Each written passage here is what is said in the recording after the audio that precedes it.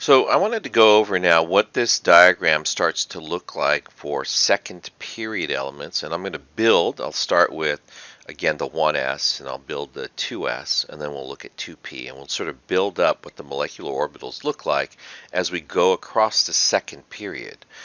So if I have 1s orbitals, and I'm going to go like this, I'm going to put the 1s orbitals low from two different atoms. This is what we were looking at earlier. They'll have both constructive and destructive interactions, and so I'll get an orbital like this and an orbital like that.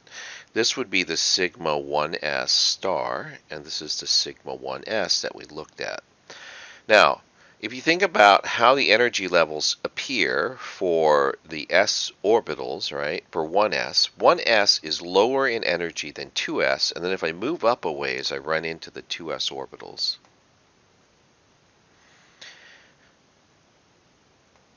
Now, if I think about what would happen between these two s orbitals, and it turns out these two are far enough apart in energy they don't interact with each other.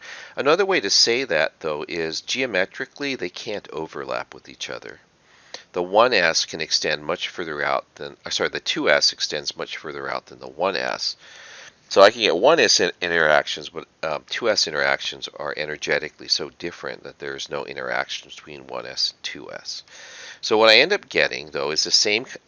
What I end up getting is the same kind of distribution. I'll have a sigma 1, a 2s now, and a sigma 2s star,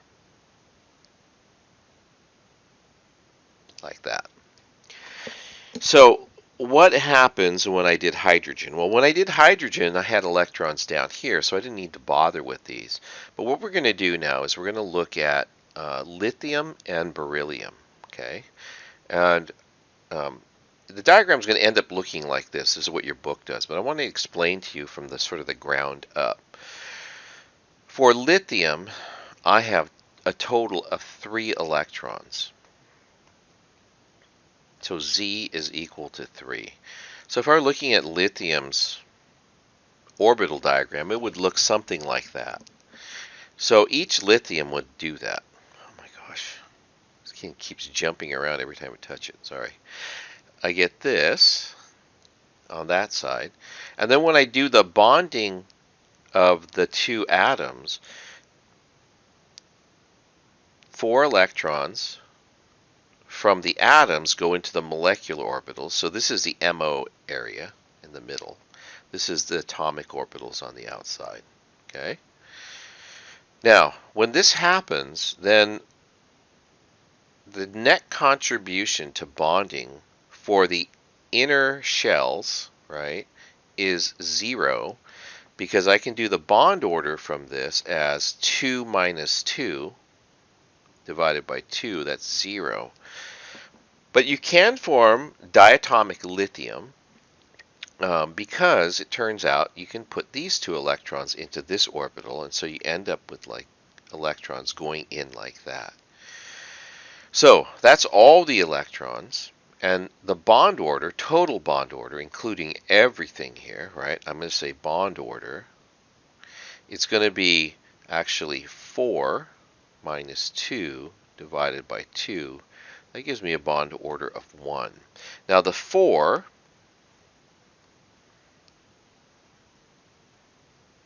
that's these guys, and the 2 is this guy here. Okay, so that's where we get the electrons from for doing the bond orders. Now, when we do the p orbitals, right, there's 1s, 2s, and then the 2p's are above, and what we end up getting is orbitals. For example, from this side, there's 3 of them, and then on this side, there's 3 as well. Now, these interactions are a little more complicated, so I'll fill that in when we get to the 2p orbitals, but I wanted to make sure you understood that we don't need to be looking at the inner core electrons anymore because they cancel out in terms of their bond order. Now, we can do a molecular orbital electron configuration for lithium. I wanted to point that out too. The molecular orbital is given, electron configuration is given like this.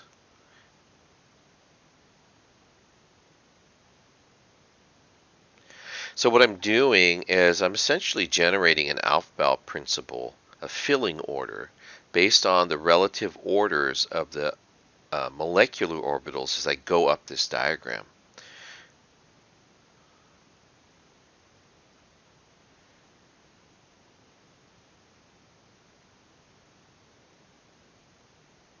So if I look at Li2 and I want to do the electron configuration, each one of these molecular orbitals can hold 2 electrons. So Li2 has 6 electrons, just valence electrons, or sorry, total electrons, and I can go 2, 2, and 2, and that's my molecular orbital electron configuration. And just like when we did atomic orbital electron configurations, if we didn't fill it up, you don't write it, okay? You don't need to write it anyways. Okay, so let's take a look at lithium and beryllium, right? Beryllium, Be2, would have how many valence electrons? Well, each beryllium has 2 valence electrons. So the orbital energy diagram for beryllium still looks like this for the molecular orbitals. It'll still be a sigma 2s and a sigma 2s star. But Be2, right? Oops, subscript 2, should have 4 valence electrons. And so I would put them in here 1, 2, 3, 4. So where dilithium, right, the 2 lithium atoms, right, when they form a molecule or a unit, they have a bond order of 1 because the BO here, just using valence electrons, is 2 minus 0 over 2, so that's 1. Beryllium has a bond order of 0. There's 4 here, so bond order is equal to 0. Because I have 2 bonding and 2 anti-bonding, and these cancel each other out, so you don't really even have to do the calculations, that you have as many bonding electrons as you do anti-bonding. Now, when we get to the p orbitals, the interactions are a little bit more complicated, but just like the s orbitals, you can have anti-bonding interactions where they're subtracting from each other or canceling in the middle, and you can have bonding interactions where they're overlapping and creating a bonding molecular orbital. So this is what it looks like when you have a head-to-head interaction between 2 orbitals. But think about how p orbitals are oriented. All right, I'm going to do it back here. If I have a set of p orbitals interacting along this axis, like the x-axis, right? Then it turns out I'd have pi interactions on this axis.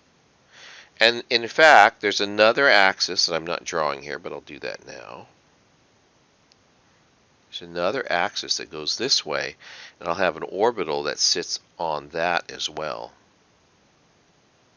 So in fact, when I have a sigma interaction in the molecular orbitals, I automatically have 2 pi interactions in the molecular orbitals as well.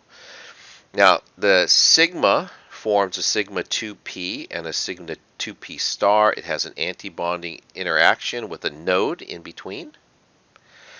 And when I look at 2pz, that would be these guys. The 2pz's will have both bonding interactions where they add and anti-bonding interactions where they cancel, like when I subtract, for example. And as a result, there's a big anti-bonding node in the middle between the 2.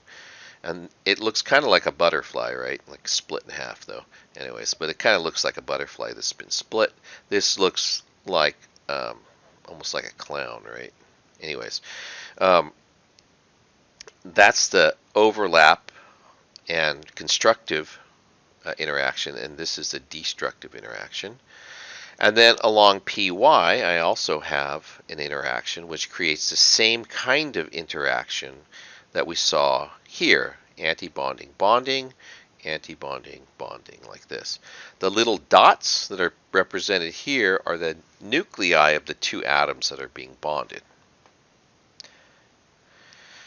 So, remember what we did is, and I'm going to look at the diagram on the right, when we looked at pi bonding interactions, they weren't as strong as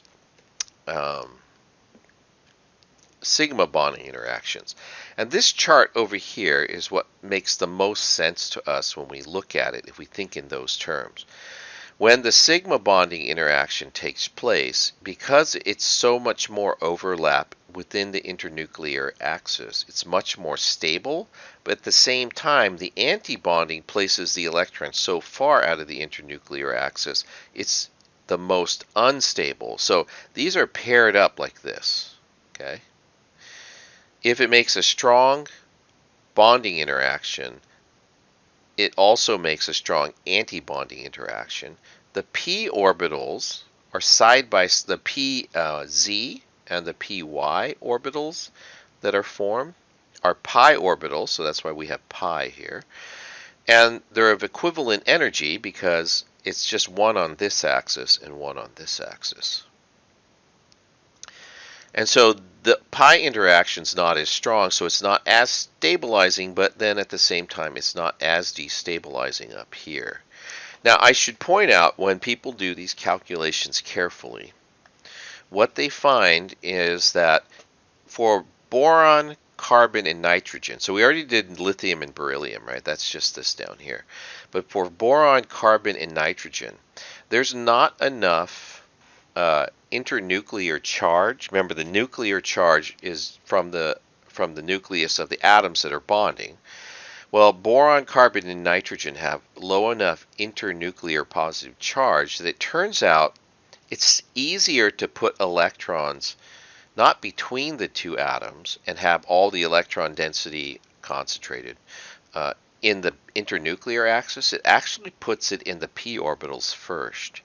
So in other words, rather than sticking the electrons in this region, because there's not enough positive charge from these nuclei, it sticks it above and below and the front and the back, because there isn't just isn't enough positive charge here to stabilize any charge in between. Once you get to oxygen, then the internuclear charge is strong enough, right, that the electrons will drop down. So you notice these two switch place here. So these are the actually two bonding, molecular orbital bonding diagrams that you'll need to be ready to use for any kind of quizzing or testing. And normally these are given to you, but if it's a take-home quiz kind of situation, you'll have to keep these handy so that you can use them. Okay, so let's do a couple of examples. And let's do, let's see, C2. And we'll do C2 over here. All right, for C2, I need to look at just the valence electrons because these are just the valence electrons. Carbon has 4 valence electrons, right, times 2, so I have a total of 8 valence electrons. So what I can do, rather than filling in the atomic orbitals on the outside, I can just fill up the molecular orbitals like this. 1, 2, 3, 4, 5, 6, 7, 8. And so when we're looking at the C2 fragment, right, the molecule, then what I can do is calculate the bond order. And the bond order is going to be, I have 4 bonding electrons here, and I have 2 here. So I have 6 bonding electrons minus 2 anti-bonding electrons.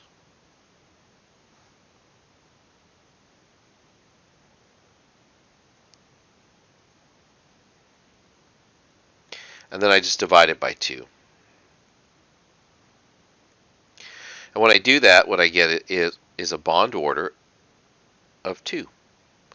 So it's the equivalent bond order strength of a double bond that's connecting the 2 carbon atoms in C2. Now, if I were to do something from this side, so let's say I did fluorine,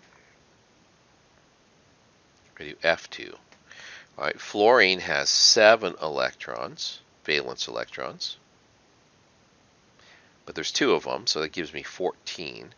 So I go 1, 2, 3, 4, 5, 6, 7, 8, 9, 10, 11, 12, 13, 14. Okay.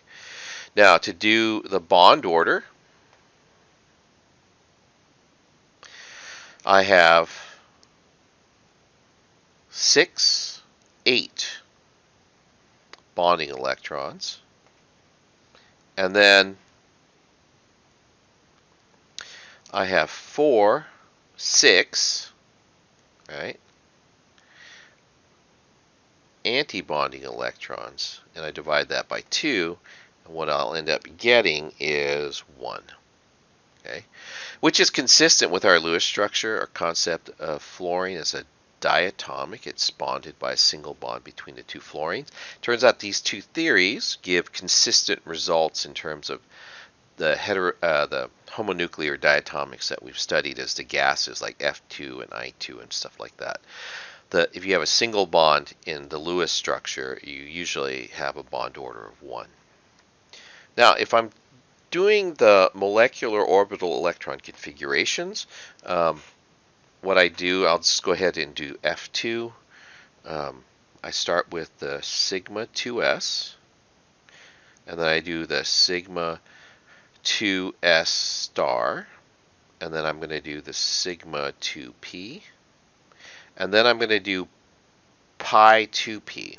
Now, there's pi 2p, and then there's y, and there's pi 2pz, and then I have antibonding orbitals. I have pi 2p y star and pi 2p z star, like that.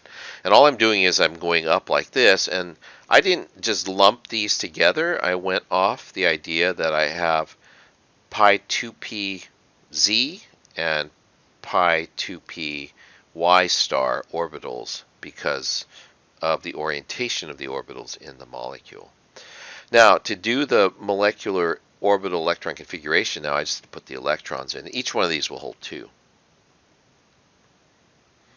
What you might see done in some books or online is oftentimes the 2pz and the 2py are combined, and so you end up having 4 there. So if you see that and you see a 4 in the molecular orbital diagram, that's acceptable as well. But for me, it's a lot easier to think about every molecular orbital containing 2 electrons rather than lumping some together and not lumping others. Okay, so that would be the molecular orbital electron configuration for fluorine. So here's a good concept check. It says, what is the bond order for a second period diatomic molecule containing 3 electrons in antibonding molecular orbitals and 6 electrons in bonding molecular orbitals? So your bond order, right?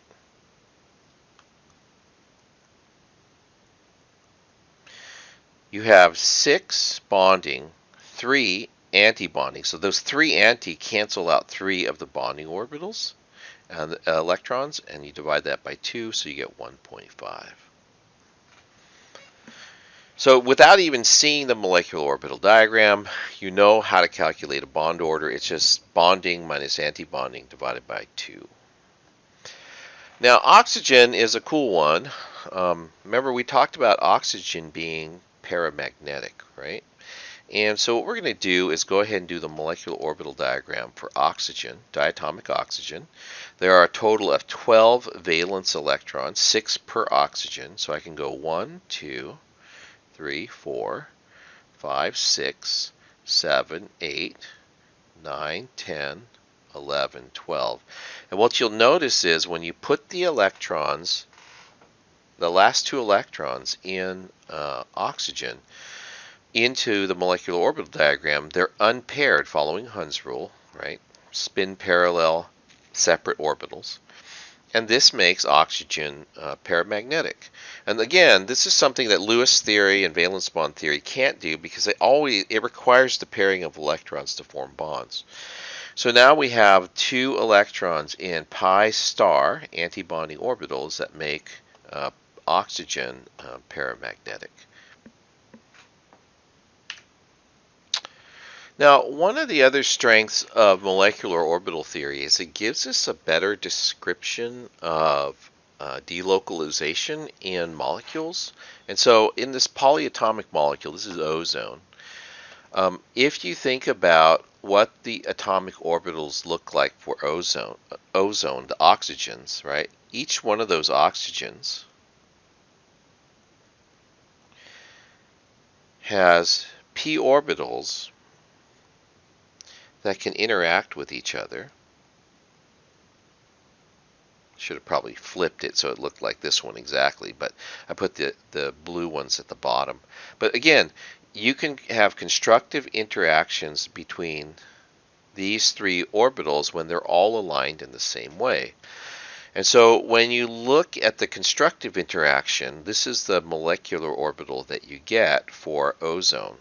And in ozone, when we draw the Lewis structure, we actually have to draw two Lewis structures and describe how, the resonance switches the pairs, the double bond between these two oxygens to these two oxygens. But in molecular orbital theory, we have a single structure which spans the entire molecule that helps to accommodate the electrons in resonance. In principle, you have a sigma bond that's in here, so this is a bond order of 1. And then you have a pi bond, which adds also a bond order of 1, but it's spread out over 3 atoms. And so this gives us actually a bond order of 1.5. The bond order of 1, half of that is there, and the other half is over here. Again, not something that's done in valence bond theory or done in Lewis theory, but in molecular orbital theory, we have a sigma bond, right? And then we have this pi molecular orbital, which has a bond order of 1, but that bond order is distributed over the entire molecule.